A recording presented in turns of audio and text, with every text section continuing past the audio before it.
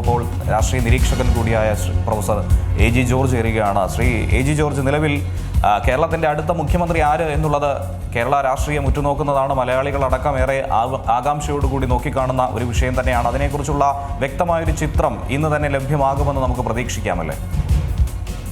ഇന്ന് അതിനെ സംബന്ധിച്ച് വ്യക്തമായ ചിത്രം പൊതുസമൂഹത്തിന് കിട്ടാനുള്ള സാധ്യത വളരെ കുറവാണ്. കാരണം കോൺഗ്രസിന്റെ പാർട്ടിയുടെ നടപടിക്രമങ്ങൾ അനുസരിച്ച് ഇന്ന് നടക്കുന്ന മുഖാമുഖം കൂടിക്കാഴ്ചകൾക്ക് ശേഷം വളരെ സീനിയർ ആയിട്ടുള്ള നേതാക്കന്മാരെയൊക്കെ കാണുന്നു എന്നാണ് കേൾക്കുന്ന വാർത്ത. അതോടൊപ്പം തന്നെ ഘടകകക്ഷികളുടെ നേതാക്കളുമായി സംവദിക്കുന്നുണ്ട്.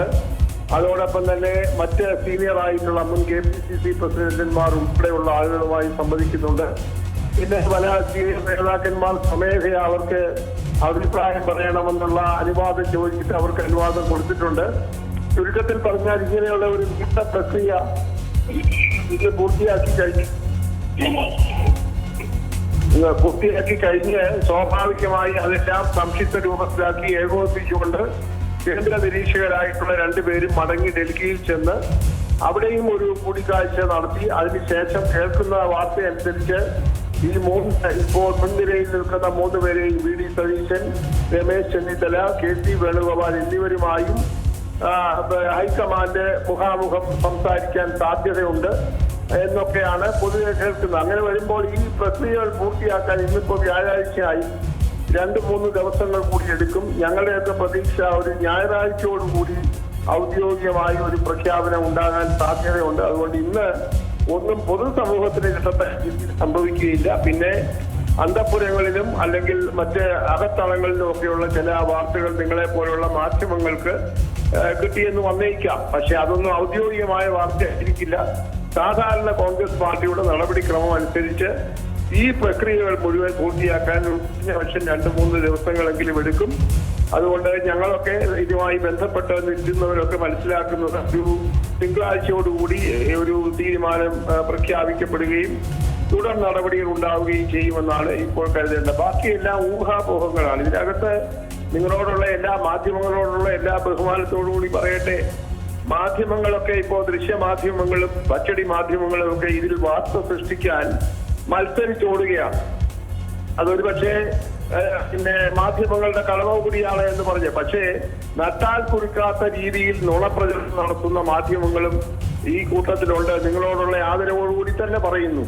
അപ്പോൾ അതൊക്കെ ഒരു മത്സരമാണ്. ഈ മാധ്യമ രംഗത്തുള്ള മത്സരങ്ങളായിട്ടാണ് കാര്യ വിവരമുള്ളവരൊക്കെ കാണുന്നത്. അതായിക്കോട്ടെ, അത് തടയാനായി നമുക്ക് സാധ്യമല്ല. സ്വന്തം താല്പര്യങ്ങൾക്കനുസരിച്ച് മുഖ്യമന്ത്രിമാരെ സൃഷ്ടിച്ചുകൊണ്ടിരിക്കുന്ന മാധ്യമങ്ങളുണ്ട്. അതുപോലെ സാമൂഹ്യ മാധ്യമങ്ങളുണ്ട്. ഒരാളെ പറ്റി മോശം പറയുക, മറ്റൊരാളെ പറ്റി ക്ഷമത്തരം പറയുക, അതെല്ലാം ഒരർത്ഥത്തിൽ പറഞ്ഞാൽ നമ്മൾ പറയാറുള്ള പോലെ പെയ്ഡ് ന്യൂസ് ആണ്. ആ വാർത്തകളൊക്കെ നടക്കും. പക്ഷേ കോൺഗ്രസിന്റെ ഒരു നടപടിക്രമം അനുസരിച്ച് ഇപ്പോ CPM-ന്റെ കൂടുതലുള്ള താല്പര്യം കോൺഗ്രസിനകത്തുള്ള അന്തഃഛിദ്രത്തിനെ കുറിച്ച് പറയാനാണ്. നിങ്ങളൊക്കെ കണ്ടതാണല്ലോ പ്രതിപക്ഷ പിന്നെ ഇടതുപക്ഷ ജനാധിപത്യങ്ങളുടെ കൺവീനറും മുഖ്യമന്ത്രിയും ഒക്കെ നിങ്ങളോട് ചോദ്യങ്ങൾക്ക് നടത്തുന്ന പ്രതികരണങ്ങൾ പലപ്പോഴും ഉത്തരം പറയാതെ എഴുന്നേറ്റ് പോകുന്ന കാഴ്ച നമ്മൾ കണ്ടതല്ലേ. അപ്പോ അവർക്കിപ്പോ സ്വന്തം പാർട്ടിയിലുള്ള പ്രശ്നത്തെക്കാൾ താല്പര്യം കോൺഗ്രസ് പാർട്ടിയിൽ വലിയ യുദ്ധം നടക്കുകയാണ്, മുഖ്യമന്ത്രി ആരാണെന്നുള്ളത് എന്ന രീതിയിൽ വാർത്ത പ്രചരിപ്പിക്കുന്നു. അവരുടെ മാധ്യമങ്ങൾ അതിനകത്താണ് ശ്രദ്ധ കേന്ദ്രീകരിക്കുന്നത്. അതുകൊണ്ട് അതിലൊക്കെ അല്പായുസേ ഉള്ളൂ എന്ന കാര്യം കൂടെ ഞാൻ പച്ചയായി പറയാൻ ആഗ്രഹിക്കുന്നു. കേരളത്തിലെ പൊതുസമൂഹം രാഷ്ട്രീയ ബോധമുള്ളവരാണ്, വിദ്യാഭ്യാസമുള്ളവരാണ്, അനുമാനിക്കാൻ പ്രാപ്തിയുള്ളവരാണ്. അതുകൊണ്ട് മാധ്യമ സൃഷ്ടികളുടെ പിന്നാലെ പോകുന്ന ഒരു കാലമൊക്കെ പോയി എന്ന് വിചാരിച്ച് മാധ്യമങ്ങളെ നിയന്ത്രിക്കാൻ നമുക്ക് സാധ്യമല്ല. പ്രത്യേകിച്ച് സാമൂഹ്യ മാധ്യമങ്ങളൊക്കെ വളരെ പ്രചരിച്ചുകൊണ്ടിരിക്കുന്ന ഈ ഒരു കാലഘട്ടത്തിൽ. അതുകൊണ്ട് ആദിത്യനോട് എനിക്ക് ഈ വിഷയത്തിൽ അങ്ങയുടെ ചോദ്യത്തിന് ഉത്തരമായി പറയാനുള്ളത്, ഇന്നോ നാളെയോ പോലും മുഖ്യമന്ത്രി കേരളത്തിലെ ആരായിരിക്കുമെന്ന് പറയാൻ സാധ്യമാവുകയില്ല എന്നിടത്ത് തന്നെയാണ് നിൽക്കുന്നത്.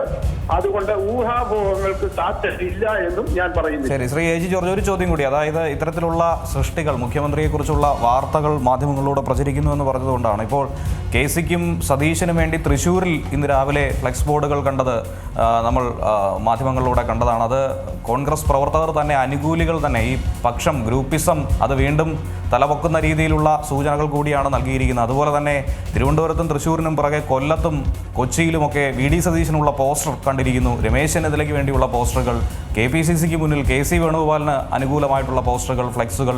അപ്പോൾ ഈ ഫ്ലെക്സ് യുദ്ധം അത് തെരുവിലേക്ക് ഇറങ്ങുമ്പോൾ, അത് റിപ്പോർട്ട് ചെയ്ത് അത്തരത്തിലുള്ള റിപ്പോർട്ടുകൾ പുറത്തു വരുമ്പോൾ അത് വെറും മാധ്യമ സൃഷ്ടി മാത്രമാണ് എന്ന് പറഞ്ഞൊതുക്കാൻ കഴിയില്ലല്ലോ. കോൺഗ്രസിനുള്ളിലും ഇത്തരത്തിലുള്ള ചില പ്രശ്നങ്ങളില്ലേ? അതുകൊണ്ട് തന്നെയാണല്ലോ ഈ ഫ്ലെക്സ് ഒക്കെ തന്നെ തെരുവിലേക്ക് ഇറങ്ങുന്നത്. ആദ്യ അങ്ങനൊരു മാധ്യമപ്രവർത്തകനാണല്ലോ. ഇതൊന്നും ഒരു പുതുമയുള്ള കാര്യമല്ല കേരളത്തിൽ.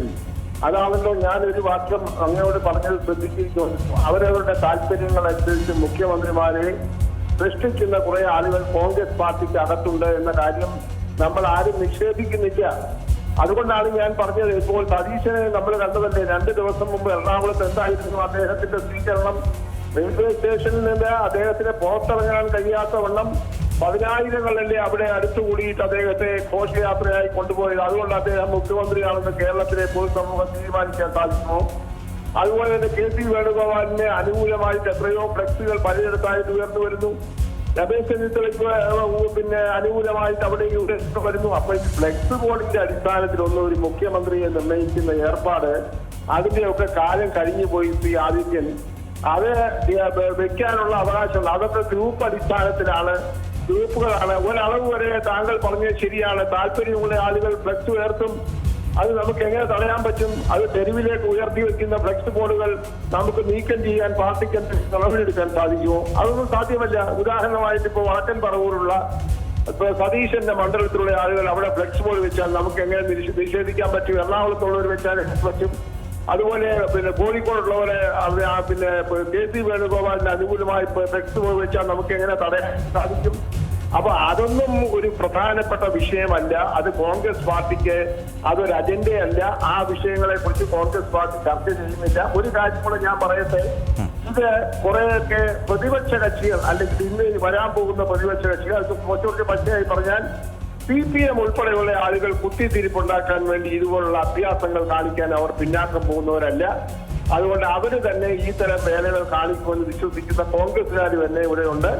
അതുകൊണ്ട് ബഹുമാനപ്പെട്ട ആദിത്യനെ പോലുള്ള മാധ്യമ പ്രവർത്തകർ ഈ ഫ്ലെക്സ് ബോർഡുകളുടെ അടിസ്ഥാനത്തിൽ ഗ്രൂപ്പ് ഉണ്ടെന്നും അതിന്റെ പേരിൽ ഒരു വ്യാഖ്യാനം ഉണ്ടാകുന്നു, അവരാണ് മുഖ്യമന്ത്രിയെ നിശ്ചയിക്കാൻ പോകുന്നതെന്നൊന്നും പറയുന്നത് ഞങ്ങളെ പോലെയുള്ള ആളുകൾക്ക് ഉൾക്കൊള്ളാൻ വളരെ പ്രയാസമാണെന്ന് കൂടി പച്ചയായി പറയേണ്ടിയിരിക്കുന്നു. ഒരിക്കലുമില്ല, അത്തരത്തിലല്ല പറഞ്ഞു വരുന്നത്. ഈ രീതിയിലുള്ള ഫ്ലെക്സ് യുദ്ധം നടക്കുമ്പോൾ അത് കോൺഗ്രസിനുള്ളിൽ തന്നെ പ്രശ്നമുണ്ടെന്നുള്ളൊരു പ്രതീതി ജനങ്ങൾക്കുണ്ടാകും എന്നുള്ളതാണ്. ഒരിക്കലും അത് ആ രീതിയിൽ മുഖ്യമന്ത്രിയെ തീരുമാനിക്കുമെന്ന രീതിയിൽ വ്യാഖ്യാനിക്കുന്നില്ല. ഒരു ചോദ്യം കൂടി. ഇപ്പോൾ നിരീക്ഷകർ MLA-മാരെ ഒറ്റയ്ക്കൊറ്റയ്ക്ക് കാണണം, അതിൽ ദീപാദാസ് മുൻഷി ഒരു കാരണവശാലും പാടില്ല എന്നുള്ളൊരു നിർദ്ദേശം VD സതീശൻ്റെ ഭാഗത്തു നിന്നും VD സതീശൻ്റെ പക്ഷം മുന്നോട്ട് വെച്ചിട്ടുണ്ട്. KC വേണുഗോപാലിന് പൊതുവെയുള്ള സ്വീകാര്യത നമുക്കറിയാവുന്നതാണ്. MLA-മാരുടെ പിന്തുണയൊക്കെ തന്നെ അത് സമൂഹ മാധ്യമങ്ങളിലൂടെയൊക്കെ പോസ്റ്റുകളായും മറ്റുമൊക്കെ അവർ പങ്കുവെക്കുന്നുമുണ്ട്. ആ ഒരു സാഹചര്യത്തിൽ ഒറ്റയ്ക്കൊറ്റയ്ക്ക് കാണണമെന്നൊരു അവകാശവാദം മുന്നോട്ട് വെച്ചിരിക്കുന്നത്, ഇനിയിപ്പോൾ ദീപാദാസ് മുൻഷി ഉണ്ടെങ്കിൽ ഒരുപക്ഷെ സതീശനെ പിന്തുണയ്ക്കുന്ന MLA-മാർ പോലും അവസാന നിമിഷം പ്ലേറ്റ് മറിക്കും എന്നുള്ള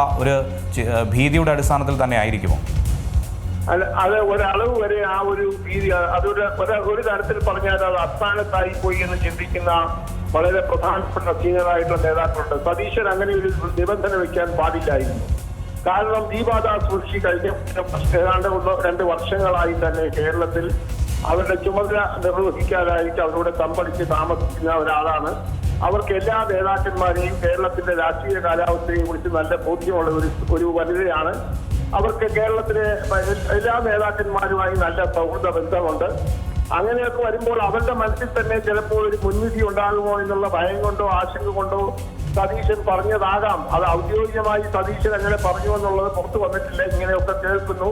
ദീപാദാസ് മുൻഷിയെ വെക്കാൻ പാടില്ല, അല്ലെങ്കിൽ അവരൊരിക്കുന്ന ഒരു മുഖാമുഖത്തിൽ പാടില്ല എന്നൊക്കെ വ്യവസ്ഥ വെച്ചതായി കേൾക്കുന്നു. പക്ഷെ അത് സ്വീകരിച്ചതായി മിക്കവാറും അവർ കൂടി ഉണ്ടാകും എന്നാണ് മനസ്സിലാക്കുന്നത്. ഈ മുഖാമുഖത്തിൽ അവരെ മാറ്റി നിർത്തുന്ന ഒരു ബോധപൂർവ്വ ശ്രമം അജിത് മാക്കനാകട്ടെ മുകുൾ വാസ്നിക്കാകട്ടെ ചെയ്യുമെന്ന് തോന്നുന്നില്ല. കാരണം അവരെ ഹൈക്കമാൻഡിന്റെ പ്രതിനിധിയായിട്ടാണ് കേരളത്തിൽ പ്രവർത്തിച്ചുകൊണ്ടിരിക്കുന്നത് ആളുകൾ. അതുകൊണ്ട് അവരെ മാറ്റി നിർത്തുന്നത് അവർക്കൊരു ഇൻസൾട്ട് ആയിരിക്കും.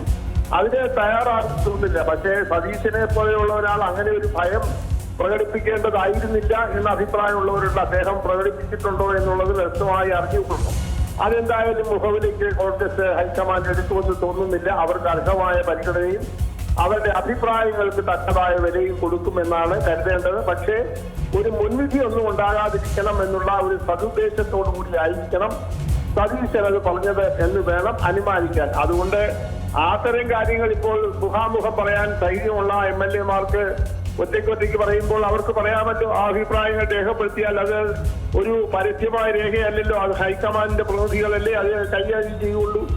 അതൊന്നും മാധ്യമങ്ങളൊന്നും അവർ കൊടുക്കത്തില്ല. ഇത്ര ആളുകൾ ഇന്ത്യ ആളുകൾക്ക് വേണ്ടി പറഞ്ഞു എന്നൊന്നും മാധ്യമങ്ങൾ കൊടുക്കുമെന്ന് ഞങ്ങൾ വിചാരിക്കുന്നില്ല. അപ്പോൾ അതൊക്കെ സുതാര്യമായ രീതിയിൽ തന്നെ നടക്കും. ആർജവമുള്ള MLA-മാർക്ക് അവരുടെ താല്പര്യം അവർക്ക് പറയാനുള്ള അവസരം കൊടുക്കുന്നു എന്ന് മാത്രമേ ഉള്ളൂ.